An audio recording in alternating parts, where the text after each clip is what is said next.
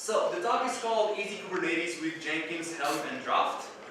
I'm Radu. I'm a software developer and a container enthusiast, if that's a thing. I contribute to multiple open source projects on .NET Core WebSockets, some Docker projects, Linux Kit, or Moby. I developed an interesting tool called Joker. If you're interested about it, we can talk afterwards. And I work as a technical evangelist at Microsoft. Opinions, of course, are my own. So most of the things you're going to see today, you can find tutorials on literally step-by-step on how to achieve whatever we're going to see today.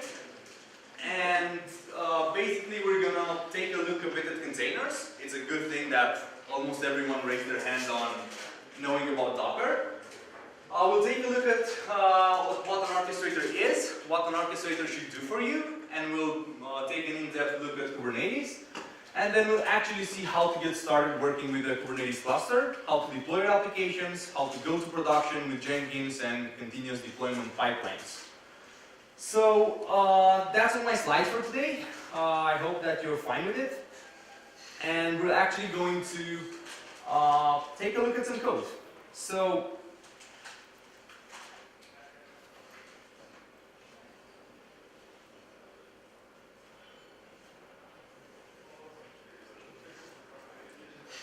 is that big enough all the way in the back?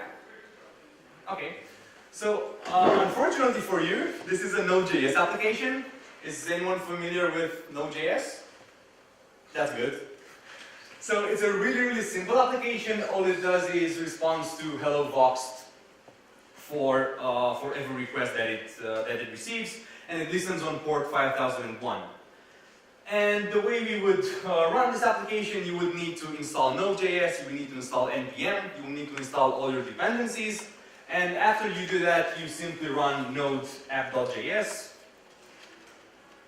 and hope that nothing fails. What did I do wrong? Oh, yeah. It wasn't on the right folder, so you run node app.js and then you go to a browser, localhost 5001, and this is your application. And when you're happy with it, if you want to modify things, hello voxed, this is really great. You would stop the application, start it again, and just refresh. Keep this in mind, the easiness that you get from running your application locally. We'll revisit this in a couple of minutes. Now, the problem with this is the application itself is like 2 kilobytes. It's the app.js thing, it's really, really small. And the first time I ran a Node.js application, my first instinct was I'm going to move this to a newly created VM, my app.js file, and I'll try to run that application there. Can you guess what happened? Pretty much it. I tried to run node app.js, there was no node. I installed basically Node. Depending on your VM on your server, you'll have a different experience installing Node. If you're using Ubuntu, is apt-get. If you're using whatever, there's a different way of installing software and packages. I installed Node. Node was there, and then I did again Node app.js. It failed because there were no dependencies. There were no npm modules. So I did npm install, and then I ran Node. And then I figured out that it was the wrong Node version, so I had to restart again. So a very easy fix to this approach is to use a thing we call containers. So a container is nothing else than packaging your application with its dependencies and your entire configuration in a single deployable unit. That unit is actually a tarball, an archive, that you can later pull on any server that you have access to that file.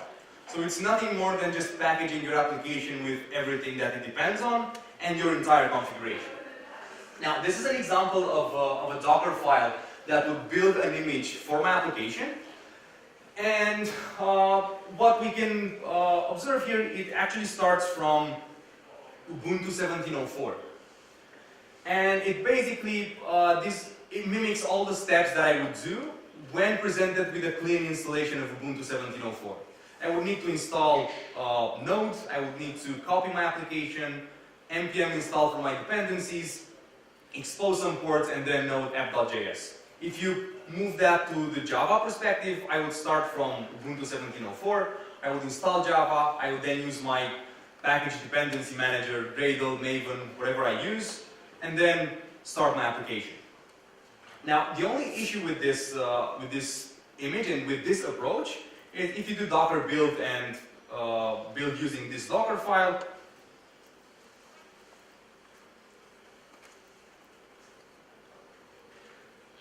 the actual size of the end image is 400 megabytes for my 2 kilobyte application. It's the same with Java applications, it's the same with .NET applications. If you start from Ubuntu, which basically packs an entire file system for Ubuntu, an entire operating system inside your container, the size of your container is going to be rather huge. So another approach would be not to start from Ubuntu and actually start from something much, much smaller called Linux Alpine. Basically, all major frameworks and programming languages start from a variant of Alpine, which has on top of it the respective framework. So here we start from node 9.2, configured on an Alpine system. We copy our application, we do npm install, we expose the application, and then we just run the same command that I would run locally. So I already built this. It's called Vox node, and the tag is Alpine.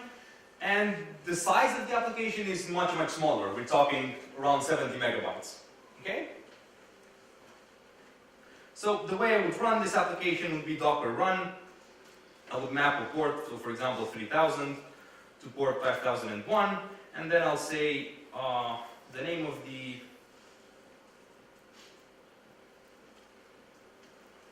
and then Alpine. And basically it started the app, it said inside port 5001, that's inside a container, and I mapped that to port 3000. So normally I should be able to access the application on port 3000. Okay, and this is me just running the application again on my laptop. It's just that now I can publish my application and move it on any system that is Docker enabled, that can run containers. So any questions so far? So what I hope that you'll leave the room with is containerizing your application is nothing more than just packaging your app with your dependencies in a single deployable image. There's no hypervisor involved, there's no additional kernel. The process that you're starting inside a container, node app.js, will just run side by side with the other processes on your server. Okay, so there's no kernel separating them. There is an isolation level we'll not get into it right now. So this is just running the application on my laptop.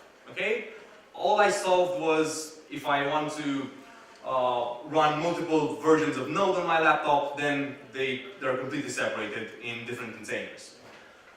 But what this does not solve is if I want to run the application on multiple servers, on an orchestrator.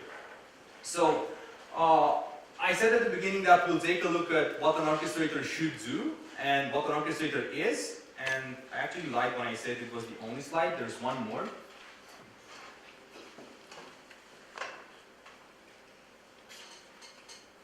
So the first thing that an orchestrator helps you with is viewing your computing resource as one giant pool. So you have 5 nodes with 4 CPUs, you'll basically get 20 CPUs. You don't care that you have 2 on this one, 3 on this one. You don't have to worry where your containers are running. So when you deploy your application and you have 5 nodes available, you're not going to say run application number 1 on server 3. Unless you have something very special on server number 3, like a GPU. Unless you have that, you just don't really care where your application is running. The orchestrator should include automatic service discovery, it should include load balancing, it should include scaling of your application. There are multiple orchestrators available. The most used of them are Docker, Kubernetes, and Mesos. And as it happens, these are the all 3 orchestrators that can be run on top of Azure Container Service. And recently it was just announced that on Azure you'll be able to run a managed version of Kubernetes. where all sorts of things are done automatically for you, like cluster upgrades, scaling of your cluster, and all sorts of interesting things. Now, in order to actually run your application on a Kubernetes cluster, and we'll take a look at one in a minute,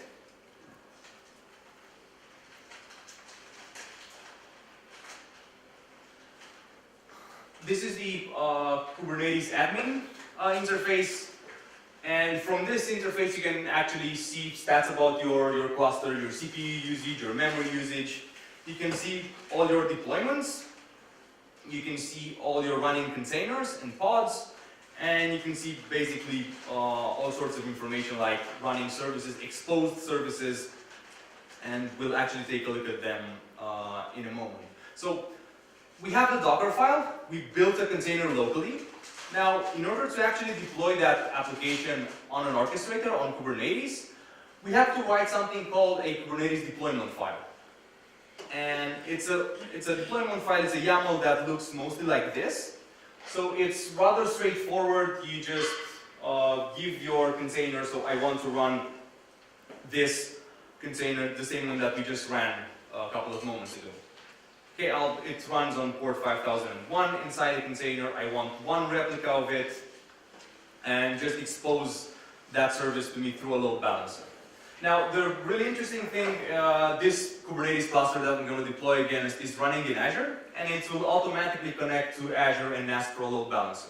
And it will automatically expose my service on a public IP address. And we'll see that in a minute. So, right now what we can do is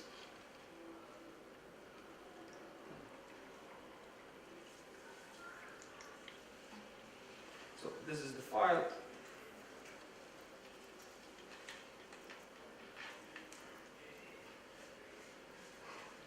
So all I'm saying is kubectl is the command line interface for Kubernetes,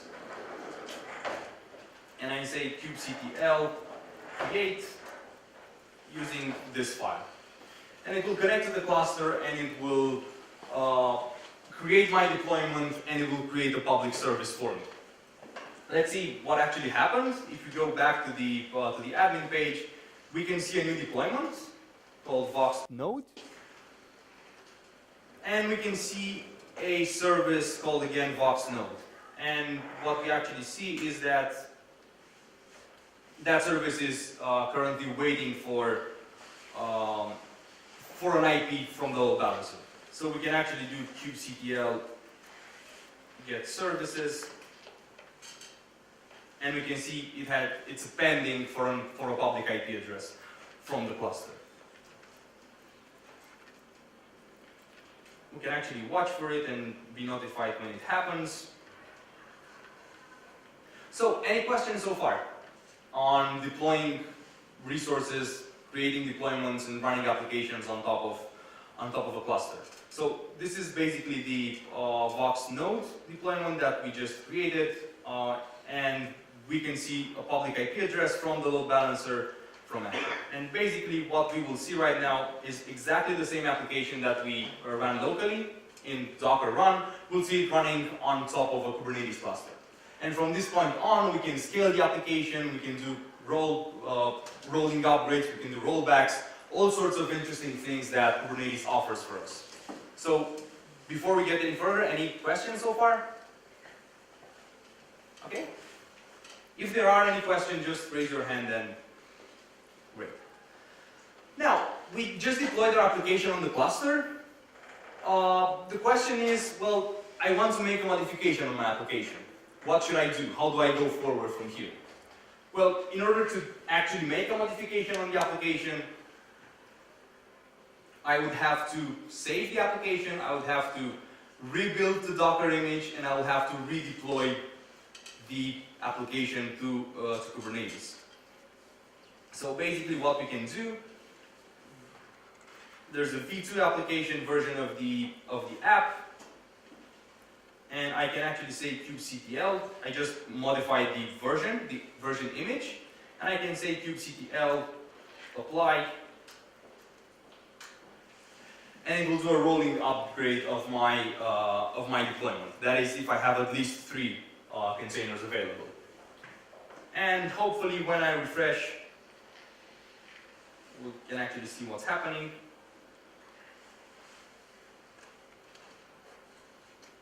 Yeah, so it just started 17 seconds ago. It started a new container with my application, which means I should be able to actually see version 2.0. So what you have to do is rebuild your Docker image and republish your and update your deployment. And that is actually not ideal in the sense that if I'm doing that 5 times in 3 minutes, which to be honest, at least to me, it kind of happens. I try all sorts of things while developing. It can be really, it can become a really burden in doing it very often. Okay, and well, most of the time when deploying against a cluster, you have some resources there that don't allow you to just test your application locally. So you have a database of cache of whatever pub/sub service on your cluster, and you actually cannot test it locally. You can compile it, but you cannot actually test to see the end result happening. So to solve this problem, there's a tool called Draft. It's an open source tool that basically will allow you to take an existing application, an application written in any of right now following frameworks or programming languages. It will take a look at your application. It will automatically create a Docker file for you. It will push that container image to a registry by default on Docker Hub. And it will automatically create a Kubernetes deployment for you. That actually means that I do not need to have any Docker knowledge. I don't need to know anything about Kubernetes. And I don't even have to install Docker locally. All I need to do is I need to have a running cluster, a Kubernetes cluster, and a kubectl command line that I can connect to it. So let's actually see if it really works. And the really cool thing about it, it's actually open source. As I said, you can take a look at it. You can create your own language. So if you don't see your favorite programming language, Java, I assume, you can actually create your own pack. That's they're called language packs. And if you're a fan of Arnold C, for example, or whatever other programming language, you can basically create a pack for it. A pack is nothing more than a Helm chart. We'll get a bit into it in a couple of minutes. So, let's actually switch to a Golang application. Again, it's a really, really simple application.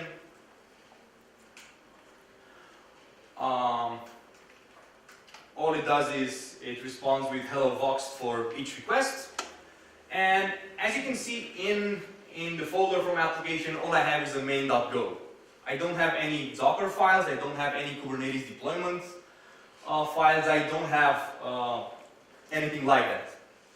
And what I'm hoping to do is with 2 commands to have the application deployed on a Kubernetes cluster and with a publicly available host name to that you can actually test. If you own a domain, you can actually point that with an ingress controller. If you're curious about it, we can definitely chat about it after the session. So I said 2 commands. Draft create. So I'm right now I'm giving it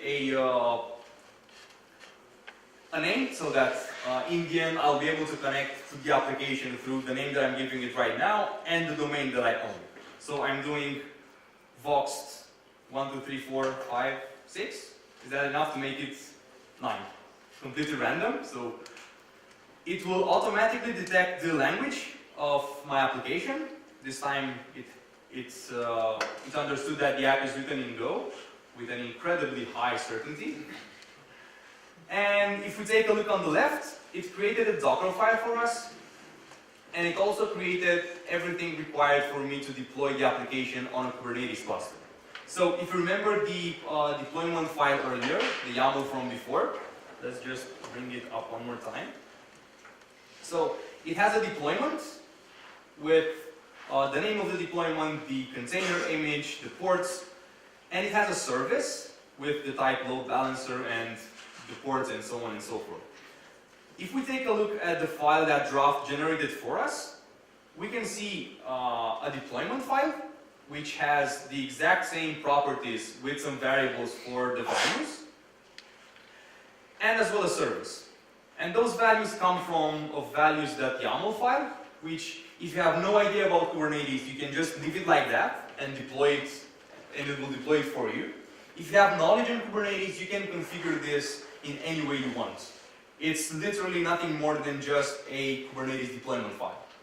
So whatever knowledge you have on deploying your applications to Kubernetes, you can definitely use it right here.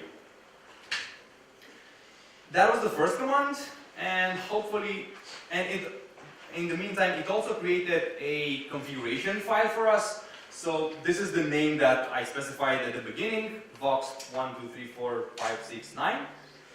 And it has an interesting flag which is called watch. And I'll just set it to true, you'll see in a bit why. And the second command is draft up. And as I said, I don't need to have Docker installed locally.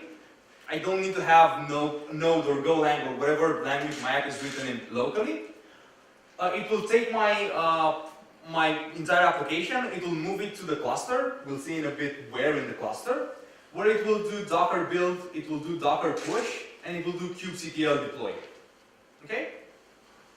I said all the building and all the pushing is actually being done in the cluster. It's actually performed inside a container, which is called draft-d, which is the server-side component of draft. And if we take a look at the logs, we'll basically see that it's just built an image called Vox-1234569, the name that I just assigned to it. It started pushing, and basically it's telling me that it released the application, and it's instructing me to go to HTTP URL to access my application. Now, as I said, if you own a domain, you can actually configure this to put your application on your domain. So, as I own a domain, I can literally go there and see my application run, which is saying hello Vox, and if you take a look at the host name, it's actually my domain and the name that I gave earlier. Now, what I said earlier is that when doing manual Kubernetes deployments, you have to save your application, rebuild your Docker image, repush your Docker image, and update the deployment. And it's rather not so intuitive and easy when you're doing it multiple times in a very short period of time. So let's do the same thing with draft. And the only thing I'm going to do is say hope this works. And I'm only going to save the application. I'm not going to do anything else. And that's the reason why I modified the flag to watch to true. And I saved the application. It automatically detected that there's a change in my app. It will redo the whole thing again. It will rebuild the Docker image. It will repush it to Docker Hub. And it will do a rolling update of my application. And within a couple of seconds, roughly 25-30 seconds, if you access that host name, you'll have the application available. And let's actually see, it's now in the process of pushing it. And in a couple of seconds, it will be publicly available. While this is updating it, any questions? Please. What does it push, the whole container or just the difference? So the question is, what does it push, the whole container or only the differences? Right now, it pushes the whole container. But the way Docker push is actually developed, when you do Docker push to a container registry, you only push the different layers. So Docker images, it consists of a layered file system. So you only push the differences. So it's saying that it's actually managed to update the application. And if we restart it, refresh, sorry, I only did Command and R, I refresh the page. This is the application, publicly available. I don't have to install Docker, I don't have to understand about containers or orchestrators. I have my application publicly available. What this allows me to do is to actually focus on my application. I did the setup once, I deployed the cluster and configured draft. It was a 2 minutes procedure. You can have the all the instructions in the description after the session. It allows me to actually focus on my application. That's what it's actually allowing me to do. And if, moreover, if I work with a team of 5-10 people on the same application, It allows the entire team to work on the application and not worry on creating deployment files or on a single person being able to create deployment files and operate Kubernetes. Okay? Any questions? Where do you configure the server where you upload all this? The server behind the... The server behind it's actually... Matei. Okay, so the way I configured it, I manage my domain on Cloudflare, and the only thing I had to do, you only have to deploy one Nginx, a reverse proxy, and basically you will have a wildcard.draft, which points to the IP address of the Nginx controller, ingress controller. And for any new application, it will point to the same public IP, and Nginx will know where to redirect it inside the Kubernetes cluster. So this is the only thing that you have to do. And this is why it's actually that fast. It's not a new public IP address. It's the same one, but the reverse proxy, the Nginx knows where to deploy. And you inform the tool about this? Yeah. There's a step at the beginning called draft init, and if you specify that you have ingress enabled, you specify that you own wildcard.draft.yourdomain.com, and it literally knows by itself how to deploy applications there. And at this point, if I do draft up or draft create again with a different name, it will just redeploy another application on the same hosting.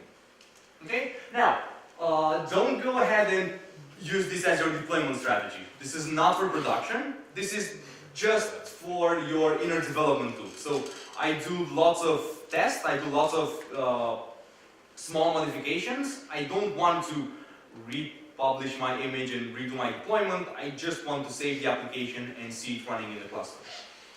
This is all this happens before I do a git commit. Okay? When I'm happy with the results and I messed around with draft enough, I'm happy with how my application looks, I do a git commit, and then I do a git push. And at the beginning, I asked you who's familiar with Jenkins. Okay? And from that point on, Jenkins should be the tool that deals with the real deploying and the real pushing of my application. So, let's take a look at a rather different application. So, this time it's a bot. It's a bot application. In the end, it's just a Node.js application. It's nothing extremely fancy about it. But it's actually a bot that can connect back to the Kubernetes cluster. And let me just show you in a bit what that means. So I'm telling you get information. And hopefully it's going to work.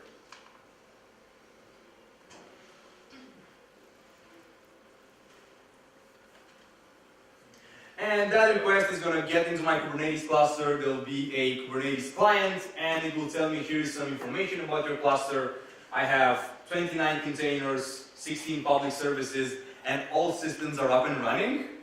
And I'll show you in a bit where that text is coming from.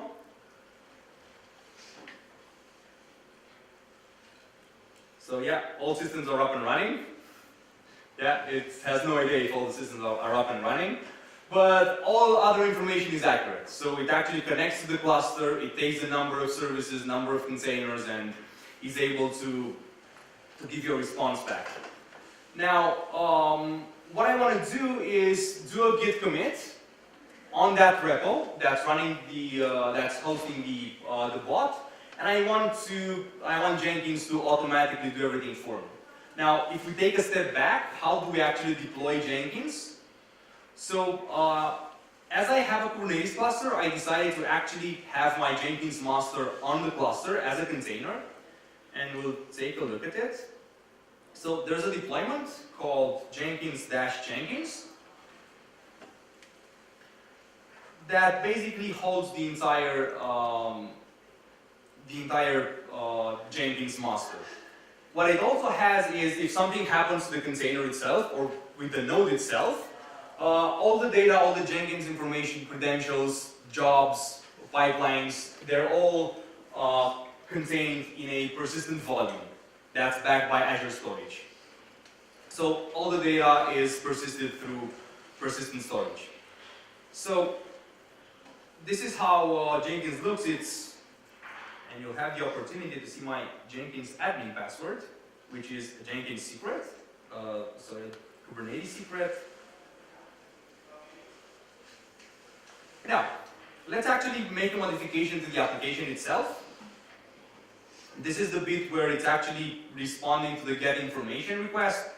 And if we see hello Cluj, and that's all that I'm going to modify to the application. I do a git add, I do a git commit, and then I do a git push. Of course, I deploy to master. Everyone should do it. I'm just joking. And at this point, I can go to the to Jenkins, and this is an overview of my project. And if you want, you can configure automatic webhooks between GitHub and Jenkins. That's not hard at all to do it. I'm just going to build it manually. I'm just going to say build now and talk you through what actually happens in the meantime. So, in the root of my application, of my repo, I have a thing called Jenkins file. Is anyone using Jenkins with Jenkins files? Okay, not that many of you. So, what the Jenkins file does is it gives me a file that describes my build process. Okay, it uses Jenkins pipelines in the background, and basically, at very high level, it does Docker build, it does Docker push, and it does kubectl update. So these are all the steps that I would do normally when I actually did the deployment manually. So it's nothing fancy, it's no Jenkins plugin behind the scenes to deploy the application, it's only doing bash. Now, let's actually see how it's running in the cluster. So, if I actually see the output, I can see that it's right now doing Docker push, and it will do kubectl update the deployment. It actually finished, but the interesting thing is where the actual agent that executed my build, where that actually lives. So as I said, I deployed Jenkins inside Kubernetes, and that was actually the master. What Jenkins needs is additional agents that actually run builds. So there's a plugin called Jenkins Kubernetes plugin, which will automatically create dynamic agents for Jenkins whenever there's a new build. So what actually happened is I only consumed resources, that is CPU and memory, only on the duration of the build. And if I take a look at the project, that only lasted 49 seconds. So I only used cluster resources for 49 seconds, and hopefully I can actually see a little spike. Yeah, that's the entire spike in memory. And that's the spike in CPU, and it's going to go down in a bit when the container will actually get killed. Now, I didn't do anything in the meantime. Let's actually see if that is actually running. It should say hello push. Here is some information about your cluster, and it actually does that. So I'm able to do continuous integration and continuous deployment for my application, for my project that will in the end be deployed in Kubernetes. Okay? Any questions so far?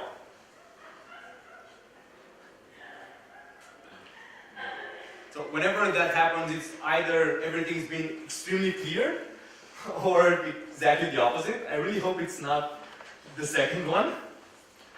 So, actually deployed the bot, and I made it running, and I decided, well, if I have a public endpoint, I might as well try to connect through Cortana to it and actually speak to the bot. And I installed a daily build of Cortana, and let's see if it's actually working. Ask Joker to get information.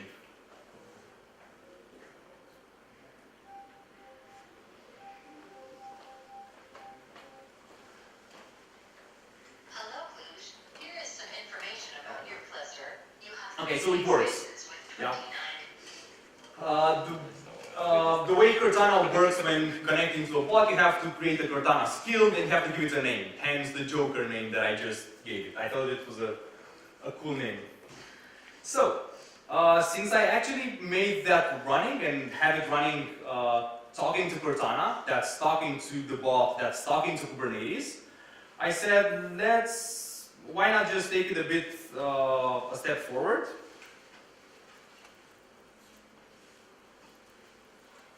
And I'm going to watch all Kubernetes deployments on my cluster, and hopefully we'll see a newly deployed Kubernetes cluster after I talk to Cortana.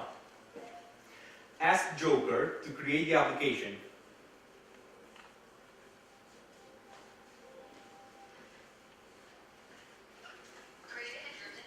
So we can actually see the new application that it created, the deployment that created for us 7 seconds ago, called Voxed.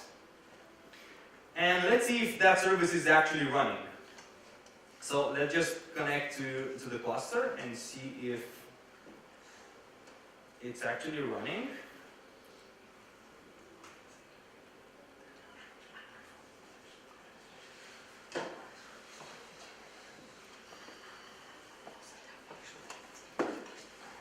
So this is going to curl every 0.5 seconds. And it's going to actually listen for, it's just curling every 0.5 seconds.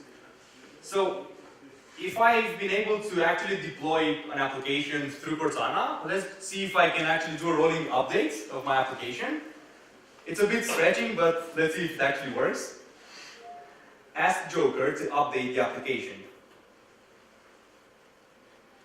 What should happen? We should see the newer version along with the old version for a couple of seconds.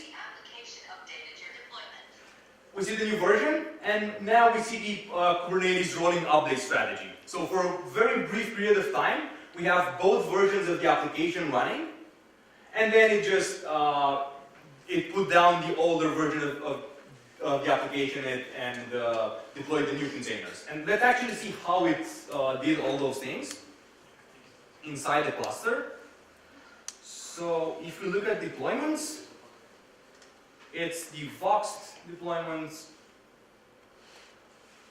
and we can actually see that all the containers are roughly 30 seconds old. So we had all the containers that were roughly 2 minutes old. We have 5 of them. It created 5 with the new version, and there was a brief moment where we had both versions. And when all those 5s were up and running, it started putting down the old versions. So if you have a health endpoint to your application, and it should really do, Kubernetes can do no downtime deployments and rolling updates for your application. And if we actually look,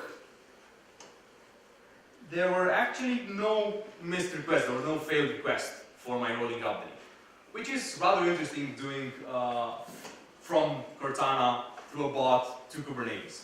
So, any questions so far?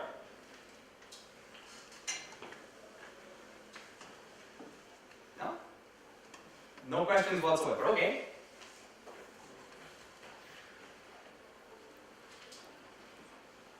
So let's actually take a look at how that Jenkins file looks like. So what actually happens is I tell Jenkins, this is the file that you should follow for my deployment, for my build step. And an interesting thing that we have is container templates. So in order to actually run Jenkins and run Jenkins builds inside my cluster, I need a Docker container, Docker image for the slave, so that the Jenkins plugin can know what type of container to spawn for each new build. And that can be configured, and I'll show you in a bit where. But besides that, I want to have my build steps run inside a Docker container and inside a container that has kubectl. So this one has the Docker client, and this one has the kubectl client. And what it actually does is it's doing inside the Docker container, that is a container with the Docker client, it's doing Docker build and Docker push. And in order to do that, I mounted the Docker socket. I don't advise you doing that in production. It's actually starting Docker containers side by side with the container itself. You should not do that in production. There are lots of other ways to build containers, but for demo purposes, it just works. And then at a later stage, I want to be in a container with kubectl. That is the command line we've been using so far. And since the container that is actually running kubectl is inside the cluster, it's already authenticated. So it's called in-cluster authentication. And hence I can do kubectl set image deployment. This is the command line that allows me to update the image of a deployment. And it automatically does rolling updates for me. So I skipped the part where I actually deploy Jenkins. So let's actually see how to briefly deploy Jenkins. So I haven't manually configured the Jenkins instance in a very long time. And usually I just kill masters and start them again very often. And I'm able to do that because all my Jenkins configuration for both the master and the agents, I keep it in source control in a Jenkins.yaml file. I'm only able to do this because of a project called Helm, hence the name of the talk, Easy Kubernetes with Jenkins, Helm, and Draft. So we saw Jenkins, Kubernetes, and Draft. Let's take a look at Helm. It's a project that started at a company called Days, the same company that's actually developing Draft, which was incorporated in Microsoft a couple of months ago. And what Helm is, it's basically the tool for managing Kubernetes applications. First and foremost, it allows me to find applications, well-known applications, that I can easily deploy in my cluster. So for example, Jenkins or MySQL or Kafka or whatever other open source, very popular project I know and I want to deploy in my cluster, there's a very good chance there's a Helm chart for it. That's the name for already packaged applications for Helm. They're called charts. And basically, I just use the chart for Jenkins, and I'll...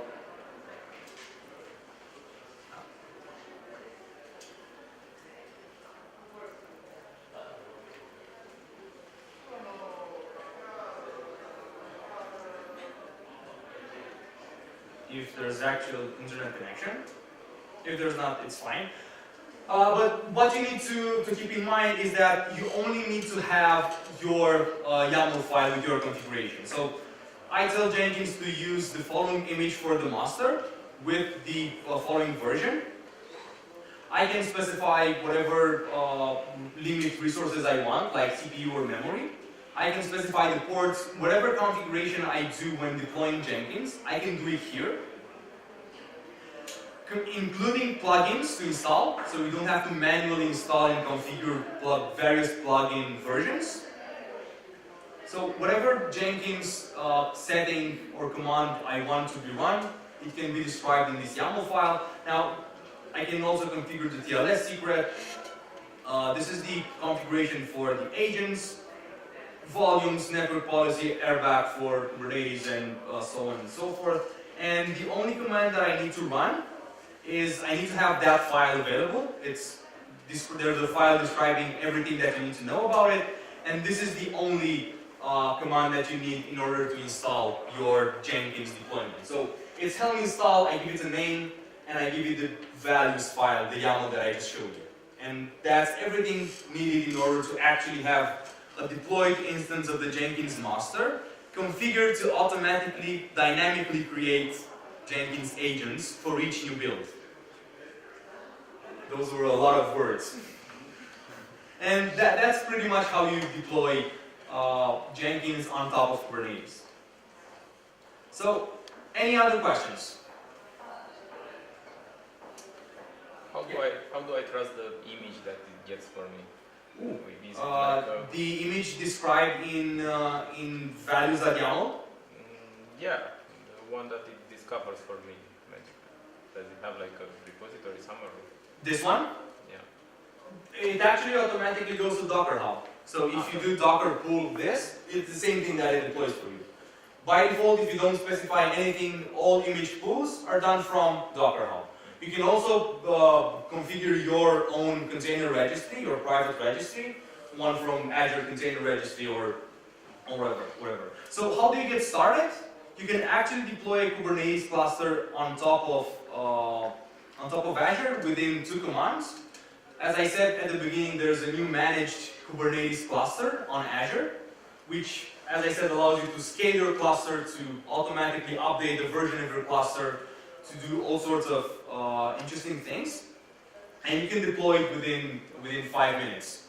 You don't need to have anything installed, just go to the Azure portal. So, whatever question you have at the end about this, it's all described in an article on my blog. So if you have any questions, I'll be here afterwards. If not, thanks a lot for coming. I'm Radu. Have a nice Vox days.